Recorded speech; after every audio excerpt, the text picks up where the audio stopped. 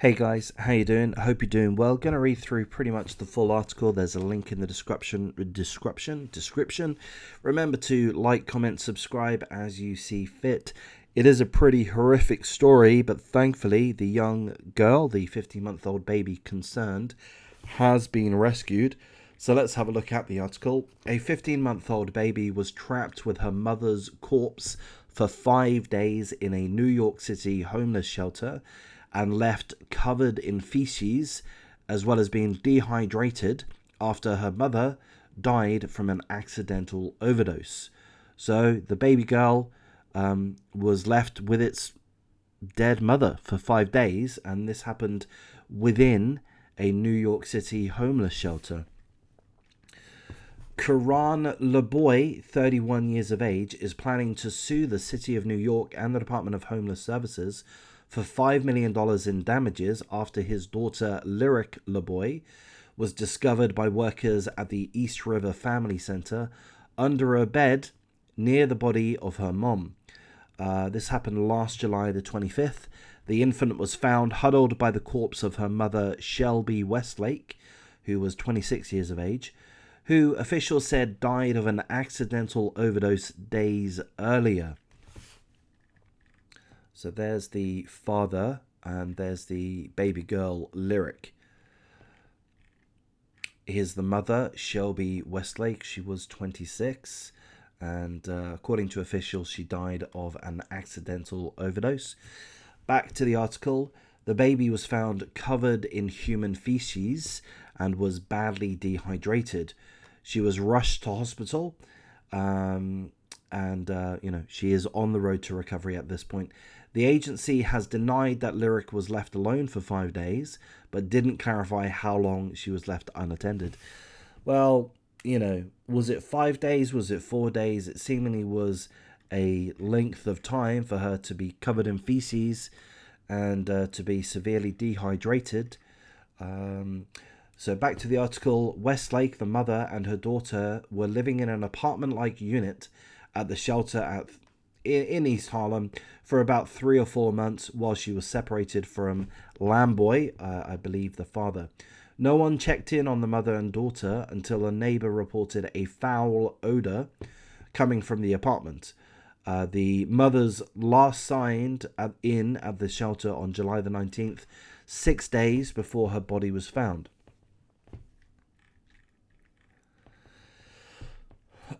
So it tells us a little bit about the baby. It's amazing that she's alive. Allowing an infant to remain with her dead mother for 5 days unnoticed not only highlights the indifference and lack of humanity shown to those most in need, but it exhibits complete malfeasance by the City of New York and Department of Homeless Services.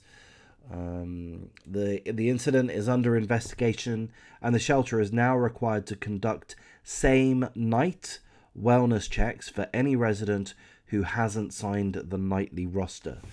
Well, that seems like a good protocol, and I guess there's an argument that that ought to have been in place previously. Lyric, the young girl, lost 7 pounds and suffered a horrific diaper rash from the incident, and she's still dealing with separation anxiety, says the father. Here's a quote. She always wakes up in the middle of the night. She's kicking, she's fighting, saying, "Mommy." I look at her and I just start tearing up sometimes. Lyric has gained all her weight back, but she routinely slaps her dad while he's sleeping to make sure he's alive. So a horrific circumstance. Allegedly, the baby was left alone, unattended, unchecked for 5 days after her mother allegedly, potentially died of an accidental overdose. The father is suing the appropriate organization, Department of Homeless Services, for $5 million in damage. The young girl, Lyric, has somewhat fully recovered, so there's some mental scarring there, as you would imagine. So I'll just give a little bit of commentary for whatever it's worth, and it's typically worth 2 cents or less. $5 million, that's a bit too much. Why would you take $5 million away from the homeless services? It seems like the homeless services need some improvement, and I don't see how taking $5 million funding away from them is going to lead to those improvements.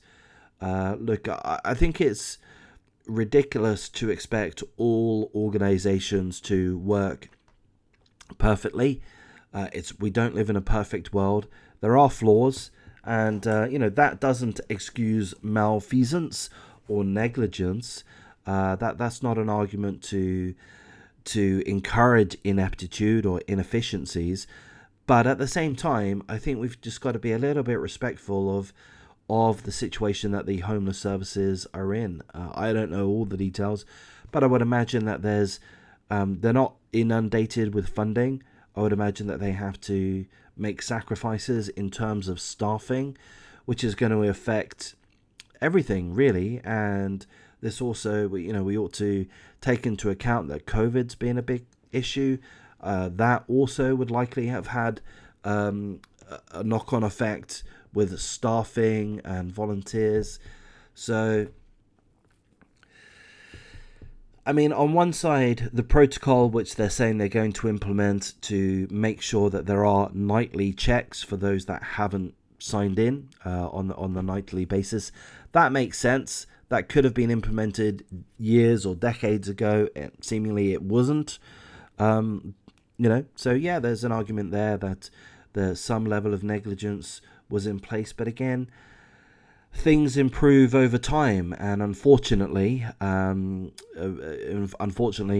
organizations don't get everything right in the first instance, and it's through situations like these and others that learning occurs, which prompts improvements. So I don't think taking $5 million away from the homeless services is a smart thing to do. The mother of your child, your baby mama, was a drug addict, seemingly. There was a reason why she was homeless. It wasn't the ideal situation, and it's not an ideal world. So I think, for my 2 cents, I know I've rambled for quite a bit, but I just feel that there's a little bit of sucking it up and just accepting the situation for what it is needs to be done here. I mean, if there was limitless funds, sure, throw this family $5 million, but there just aren't. There aren't limitless funds. So we just have to deal with these imperfect situations. And, I view a homeless services organization as an organization which is focused on helping society. And to punish them doesn't seem to be the best course of action. So there's my 2 cents worth.